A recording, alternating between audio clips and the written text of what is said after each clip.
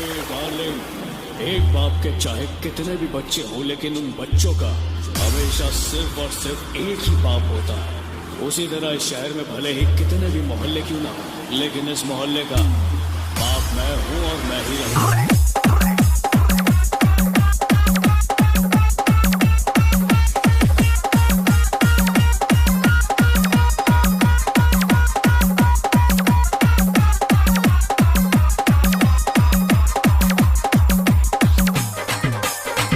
DJ achhe mix।